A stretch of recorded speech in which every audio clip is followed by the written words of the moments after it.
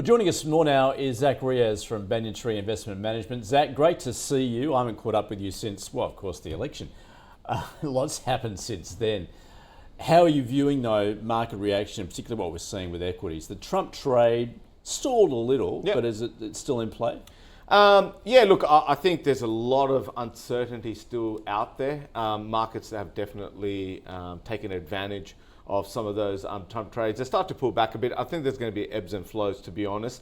Obviously, right now, we're starting to still get a clarity on around his key picks. The really important one that investors should really watch out for is obviously the US Treasury Secretary. Because there's a couple of comments the potential frontrunners have made that could have implications, and we'll kind of discuss how investors can get advantage of that as well. So, look, one of the Trump trades that we played ended up being a very good Trump trade was Mr. Elon Musk, and which was struggling. And it was one stock that it was in our global strategy that was saying, what are we going to do with this? And then obviously Mr. Elon Musk put in front and center and up 45% or thereabouts in the last month or 5 days. There are those stocks that have really rallied, obviously Bitcoin and whatnot. But overall economic conditions, and this is only, bring it back to the fundamentals. I think if you look at overall economic conditions around the globe, even before Trump got in, obviously there are pro-growth policies that Trump is looking to implement. Economic conditions as indicated by City Economic Surprise Index, which I believe is the quickest way to get a good sense check of what's happening around the world. It's on your screen, US, Eurozone, China, emerging market, very simple to read. If that worm is in positive territory, that means all the economic data that's being released is coming in ahead of expectations. And that worm turned positive for the US, even Eurozone, which is a bit of a basket case in my view anyway, but that's even the economic data has started to exceed expectations. China started to exceed expectations recently as well. And on the back of that, emerging markets index has just turned positive. So overall, and this just a side note from there, this was one of the reasons why, a couple of weeks ago, even I think a month ago, I was on ausbiz saying I wouldn't touch duration. Mr. Powell went and decided to cut rates by 50 basis points and then subsequently followed up with the 25 basis points. What have bond yields done? They've gone up. So he's cutting rates for whatever reason in what appears to be, economic conditions still holding up. So I guess the next chart that I really want to show is how could the Trump election, or the next Trump 4-year term could play out. And you can take some motivation or some sort of clue from Ronald Reagan when he was elected in November 1980, and which is right at the start of this chart. And remember, Ronald Reagan was one of the most market-friendly guys. What did he say? The Reaganomics, I think. Tax cuts, smaller government. Trickle down, wasn't it? Trickle down, exactly. Yeah. Cut the tax of the corporates and eventually it will trickle down. I think, just on that note, I think there's been studies done by various economists to suggest that's not actually accurate. But anyway, he was very much pro-market, pro-growth. And you can see before he came in, there was a market rally of about 40%. Subsequent to this, and this is where it could get very interesting, subsequent to that, after Ronald Reagan got elected, markets actually declined for 2 years, correcting by 30%. Now, how can we draw some clues for Donald Trump? Remember, Donald Trump wants to get rid of 1 million immigrants.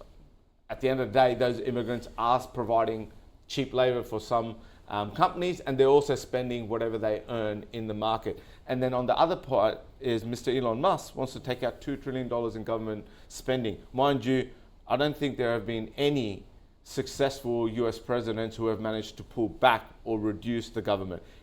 Anyway, if you put all that together, that means there is a lot of pain that's about to come through. And so, like Ronald Reagan's first term, you may see markets actually take a bit of pain up front before there's a potential rally. Zach, actually, let's just bring that chart back because, of course, the big event there for markets was the 1987 stock market crash. Absolutely. So we can and see that was later on. But that's how hard markets are run up to that point. Can you see similarities here, given where the valuations are right now and expectations?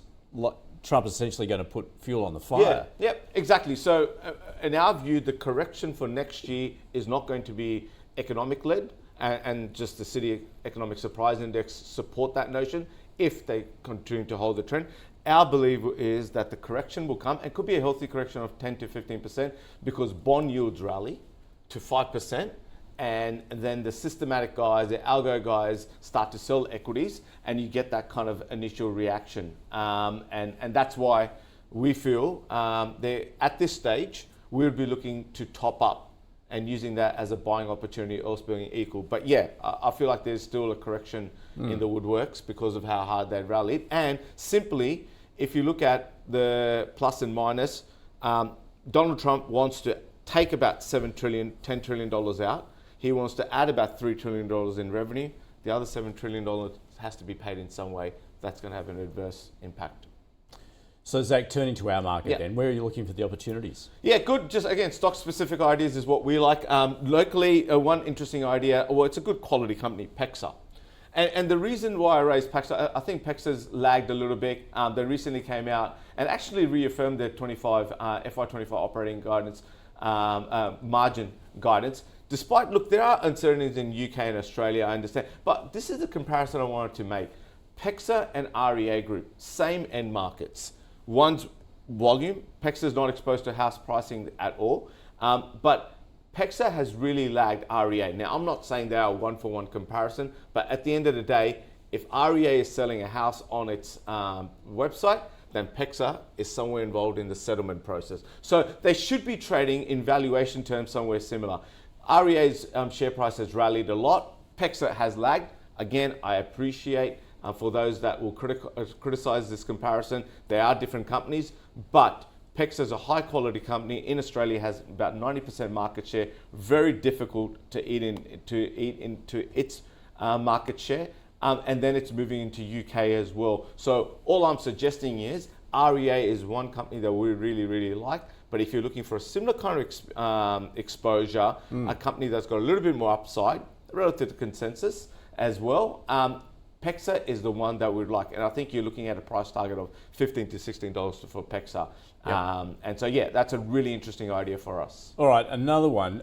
Energy is in focus. Particularly, we saw this overnight too with Donald Trump nominating the chief executive of Liberty Energy as his energy secretary.